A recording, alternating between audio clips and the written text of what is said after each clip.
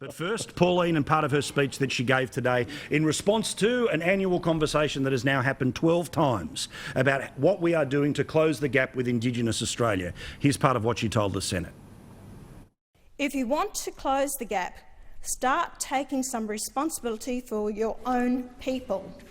As the old saying goes, you can lead a horse to water, but you can't make it drink. We've provided the schools. It's now up to you to send your own kids to school. We've provided the jobs, but it's up to you to turn up when you're rostered on, not when it suits.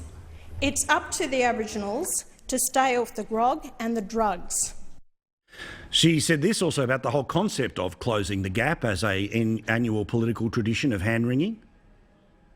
Closing the gap is the marketing term used by politicians and bureaucrats so they can feel good about themselves and get in front of TV cameras and pretend they're doing something to lift remote First Nations people out of their self-perpetuating hellholes. Most Australians know that tens of billions of dollars are spent each year to help alter the standard of living between those in remote Aboriginal communities and even those living in our developed parts of Australia. When you spend billions of dollars a year on any group of people, you expect outcomes. I can't see what's unreasonable about this, Pauline, because we are in this moment where there is a lot of targeted government programs at the federal and the state level. We've talked about the problems that exist in places like Arakoon. You spoke about communities even further north. That's where this comes from. It does, Paul. You've got to go back to 1996 when I first delivered my speech in Parliament, when I was first elected to Parliament. And what I called for at that time was equality for all Australians. Now, I won that election with the biggest swing in the nation. Nothing has changed since that period of time. The inequality is still happening. We are throwing tens of billions of dollars at this through local, state and federal government levels. Closing the gap, in my opinion, is about treating everyone equally and stop the division that's happening in our nation.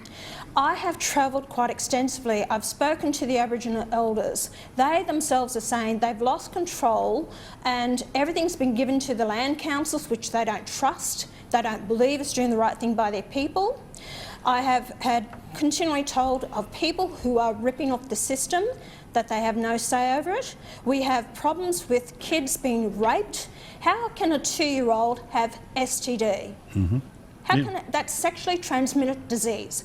If that was happening in white society, Paul, they would take the children away. We don't. We turn it back on, and of course you can't get involved in that because that's cultural issues. So we're not out there protecting the children. I went up to Doomadgee. Now you've got children that are starving there. They virtually just go to school so they can get a feed.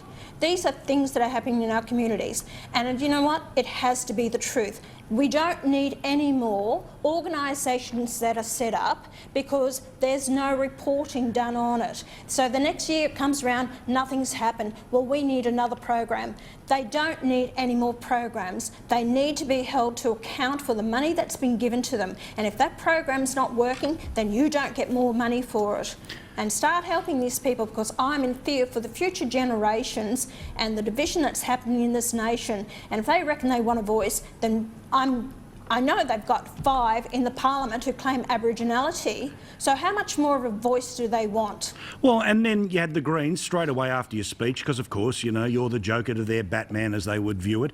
You're the, Thanos to their Captain America and all the rest of it, that we must move a motion in the parliament for speaking standards because what you've just said is hate speech. I don't think anyone watching us right now would think anything other than we want to make sure that a kid who grows up in Tennant Creek could one day be Prime Minister. It's a bit difficult if their parents aren't taking them to school or people aren't being held accountable for the violence that's happening in their homes. You are exactly right. You know what's also happening? They've got the My Pathways programs, which is costing millions of dollars a year. You know what they do in these communities? They actually drive around to the homes, pick them up, take them back to the building. They get them to sign the book, then they get them back in the car and they take them back home again. My Pathways program is a blasted joke. The communities, the elders, the mayors that I've spoken to, they want to go back to the CDP, CDEP program, and that's an employment program. The councils want to run it themselves, not these ones that are set up who are ripping the guts out of it and the money's out of it. And this is why I'm working with the communities. I've taken these issues to Ken Wyatt, the Aboriginal minister. I've written to the health minister about health issues too, sexually transmitted diseases, and the state members of state members in Queensland as well. And I believe instead of us costing us $1 million to build a house in North Queensland, right at the tip, Bamaga, that we need to, and I spoke to them, give them the $2 million because they said they can build a house for $200,000.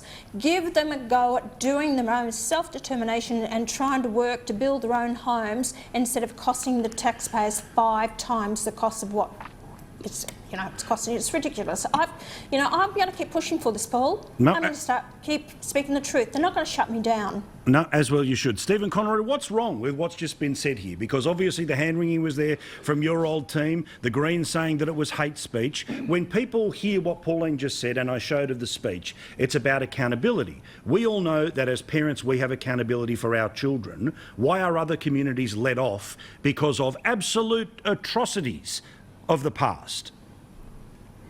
Well, look, firstly, I don't think the Greens and Adam Bant, if you look at what's gone on for the last 2 years, the civil war inside the Victorian Greens and the allegations about what's been said and what's been done, I think Adam Bant should have a good look at behind him in his own state before he starts lecturing other people about the conduct. I don't agree that Pauline's language fell into hate speech. I don't agree with it. But I think that the best way to deal with and challenge Pauline's views is to debate them. Well, what's wrong with what you just said then? You got to hear. Well, look, unfortunately, if only the world was as simple as we can just take all the money away, we just take all their programs away, it's all their own fault, if only they would do better. I just don't quite think that approach is reasonable. I don't think it works, and it ultimately hurts people that Pauline says she wants to help. But she's not saying take the money away. She's saying give the money more directly to the ground, not to the phalanxes of industries. Well, the way that the programs are delivered. So I'm going to disagree with Pauline. I think an annual You're the problem, accounting... Stephen. That's why we've got the problem. You are it.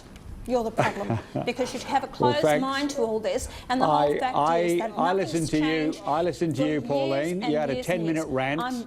You had a 10-minute rant, and I listened to you, Pauline. So I'd appreciate it if I at least get 2 or 3 minutes. But you're not answering the question.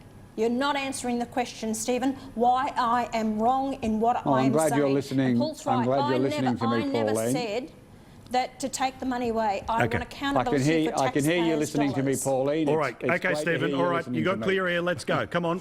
Thank you. Thank you. So I don't think Pauline's approach of tough love, and her approach is much harsher than a tough love, though she likes to cloak it in that sort of language. I think it would ultimately impact in an even more harsh way than the current circumstances. I will support and agree with holding people to account. But one of the ways you hold them to account is you have a day like today where you've got to actually stand up and say we've spent all this money and it doesn't seem to have made a difference. Well, then let's deal with the program's flaws and faults and let's find a better way to do it. I don't think we should say this is all a waste of time. We should hand more money down to the local grassroots. What we've got to have is accountability at any level, whether it's grassroots or it's at a more bureaucratic approach that Pauline is criticising. So I think that there is a merit in having today. I think that it holds to account. Has it sufficiently been adapted, changed, best practice? All of that should be on the table. All of that should be reviewed. And if Pauline took a constructive approach to say, look, why don't we change the way this program is delivered, and instead of all of the other tough love messages that she's been putting out there, and I said, I'm being polite when I describe them as tough love. All right, I want to get to Corey. Sorry, Corey, you've seen this. We've seen part of this speech. You've given plenty in the Parliament. What do you think? Do you think this is anywhere near the hate speech that the Greens suggest, or the tough love that Stephen is suggesting? Paul, it's certainly not hate speech, but we expect that sort of pejorative slur coming from the Greens. I remember actually they teamed up with you, Stephen, I think, to call the Murdoch media hate speech at some point when they were disagreeing with Labor's agenda. I didn't team up with the Greens at any stage on that issue. Yeah, I know you were just following orders, Penny's orders, I think, if at the time. No, Corey. Paul, I regret, Paul. None of this is actually new. Pauline, congratulations for belling the cat on it. But, you know, what we've got a reality is this. There's, say, 500,000 Aboriginal people in this country, and some from Papua New Guinea and New Zealand, of course, now. They get about $75,000 per person on top of welfare and on top of everything else that's available to other Australians. That money is clearly being wasted. That's how I would look at it. There's hundreds of billions of dollars tied up in Aboriginal corporations being run by this elite, the Aboriginal royal family I described them as many years ago, and they're doing nothing to help their own people. So why not stop throwing taxpayers' money at them and let the Aboriginal corporations invest some of the money that they've got there, they're hoarding, for betterment of their own people. Pauline, are you ready for the incoming of the next couple of days? What do you mean, the incoming? Oh, all the nonsense that'll come from the left, from the Greens, from the Screamers, from the establishment in Canberra. You ready? Paul, I've been dealing with this for the last 24 years. Come on, bring it on. You were Bring it born on. ready. I'm ready for a debate on this. Yeah, bring it on. I've got no problems. Let them answer me and give me some, and the people of Australia, a direct answer to my concerns, because I really care about those kids out there. And when I see that they are starving, they're not being fed properly, you've got the alcohol problem, the drugs that's in these communities, it's a crying shame, and we're allowing it to go on.